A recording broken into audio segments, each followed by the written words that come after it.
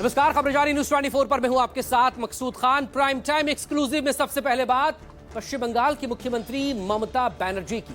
दिल्ली में आज ममता बनर्जी का अलग ही तेवर दिखाई दिया है।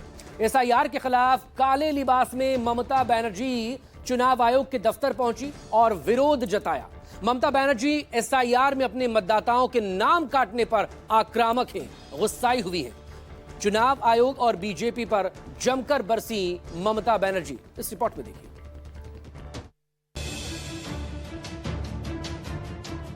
चुनाव आयोग से हमारा कुछ उम्मीद नहीं है। एक बीजेपी का पूरा दलाल है, दलाल दलाल दलाल। इतना एरोगेंट है, ग्रेट लायर है, बात ही नहीं सुनता है। जो बीजेपी बोलता है वही करते हैं। हमको कोई काम करने नहीं दे रहा है। Just like a president rule they are doing in Bengal. आप तो कुर्सी आज बचा सकता है, काल नहीं बचेगी। जितना दिन रहेगा कुर्सी पे ना, एक देश के लिए खतरनाक है, लोकतंत्र के लिए खतरनाक है। दलाल, आईटी सेल, एजेंट, झूठा, ये वो शब्द हैं जिसे तीर बनाकर दीदी ने दिल्ली में चुनाव आयोग की चौखट पर खड़े होकर एक साथ बीजेपी और ईसी को निशाना लगाया और बंगाल की लड़ाई दिल्ली तक पहुंचा दी। काले शॉल में दीदी हाजिर हुई और बंगाल एसआईआर की पूरी किताब खोल दी। वो किताब जिसमें 58 लाख वोटरों का चैप्टर है। दीदी पढ़ती गईं और साजिशों के आरोप मरती रहीं। चुनाव आयोग से हमारा कुछ उम्मीद नहीं है। एक बीजेपी का पूरा दलाल है, दलाल दलाल दलाल। कोलकाता से दीदी दिल्ली 2 बीएलओ, 3 सांसद और 7 लोगों के साथ चुनाव आयोग में मुलाकात के लिए पहुंची। ये वो 7 लोग हैं जिन्होंने एसआईआर के प्रक्रिया में अपनों को खो दिया है। आरोप है कि चुनाव आयोग की गलत नीतियों की वजह से उन्हें जान गंवानी पड़ी। ममता इन लोगों को सबूत के तौर पर लाई थी कि आयोग जानलेवा प्रक्रिया कर रहा है। सभी के सभी काले ड्रेस में थे। संकेत साफ था कि एसआईआर के बहाने साजिश हो रही है। साजिश राष्ट्रपति शासन जैसे हालात पैदा करने की, नेचुरल वोटरों को काटने की साजिश, लोगों को बिना वजह परेशान करने की प्रक्रिया। 6 महीने पहले से उन्होंने हमारा गवर्नमेंट को पूरा कैप्चर करके रखा। हमको कोई काम करने नहीं दे रहा है। Just like a president rule they are doing in Bengal. I will not leave it to them. Bengal is being targeted. इन्होंने जानबूझ के सुप्रीम कोर्ट का वर्डिक्ट नहीं मानते हैं, पूरा वर्डिक्ट वायलेट करके कोर्ट का बात नहीं सुनता, जनता का बात नहीं सुनता, मीडिया को तो घुसने ही नहीं देता। हमारा उधर में भी घुसने नहीं देता कोई मीडिया को। ऐसे ही देश चलेगा, ऐसे ही देश चलेगा। दीदी की मुलाकात आयोग से 1 घंटे तक चली। बीच में ही दीदी मुलाकात छोड़कर बाहर आ गई। आरोप लगाया कि चुनाव आयोग उनकी एक भी नहीं सुन रहा था और बीजेपी के एजेंट के तौर पर बात कर रहा था। एआई का नाम पे सिवा खाना कौन है? और इलेक्शन कमीशन का कोई नहीं है, बीजेपी का आईटी सेल का है। आप बीजेपी का वॉइस से काम कर रहा है, आप इंक्लूजन नहीं कर रहा है, आप डिलीशन कर रहा है। पहले 58 लोग को बात दिया, इसका बाद 1.4 करोड़ मीन 2 करोड़ आदमी का नाम अब मिसमैच में डाल दिया।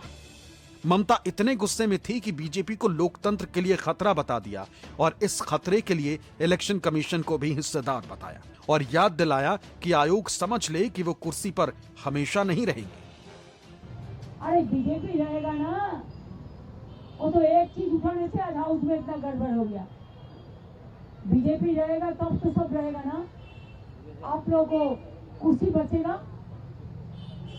लेकिन आप तो कुर्सी आज बचा सकता है, काल नहीं बचेगी।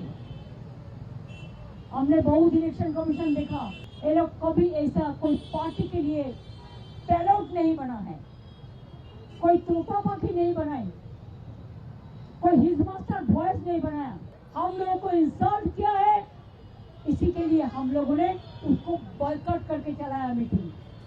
ममता ने ये भी आरोप मढ़ा कि जाति के आधार पर नाम काटे जा रहे हैं और इन सब के पीछे एक ज्ञानेश्वर कुमार को जिम्मेदार बताया। ये भी आरोप मढ़ा कि बेटी दामाद को सेट करने के लिए ऐसा किया जा रहा है। एंटी वुमेन, यंग जनरेशन को नहीं इंक्लूजन कर रहा है। माइनॉरिटीज को छोड़ दो तो पूरा निकाल दिया। हमारे पास आया, इन्होंने बीएलओ, इनका घर का था हाजा, टाइटल मैन माइनॉरिटीज का है, কর্মকার দেখুন তুমি বলো সর্দার তাহলে বুঝতে পারছেন মুসলিম দুজন কিন্তু হিন্দু কজন যারা হিন্দু মুসলমান করে শিডিউল कास्ट का মানুষ না शिड्यूल कास्ट क्या जनता नहीं है शिड्यूल ट्राइब नहीं है माइनॉरिटी नहीं है अगर आपको करना चाहिए तो 2002 से आप क्यों नहीं किया। आयोग से आर पार से पहले आरोप ये भी लगा कि सुबह दिल्ली पुलिस ने कैलाश कॉलोनी स्थित गेस्ट हाउस के गेट पर बैरिकेडिंग कर दी और बंगाल से आए लोगों को बाहर निकलने से रोक दिया। लोगों का कहना था कि वो अपनी शिकायतें लेकर बाहर जाना चाहते थे, लेकिन पुलिस ने उन्हें अनुमति नहीं दी। इस घटना के बाद तृणमूल कांग्रेस के सांसद डोला सेन, बप्पी हल्दर, काकुलू घोष और अन्य सांसद मौके पर पहुंचे और दिल्ली पुलिस से बात की। यानी एसआईआर पर आज बैटल ऑफ बंगाल दिल्ली में दिखा। ममता बनर्जी कह रही है कि पश्चिम बंगाल में कई सारे ऐसे नामचीन हस्तियां हैं जिनके खिलाफ एसआईआर की प्रक्रिया के तहत उन्हें नोटिस मिला है, जिसमें कई सारे नोबेल प्राइज के ब्रोकर हैं, कई सारे हाईकोर्ट के जज हैं, कई सारे अधिकारी हैं। पश्चिम बंगाल में काम करने वाले डीएम, एडीएम, एसडीएम, बीएलओ, यहाँ तक कि जितने भी छोटे कर्मचारी हैं उन्हें चुनाव आयोग के मौजूदा कर्मचारी काम नहीं करने दे रहे हैं।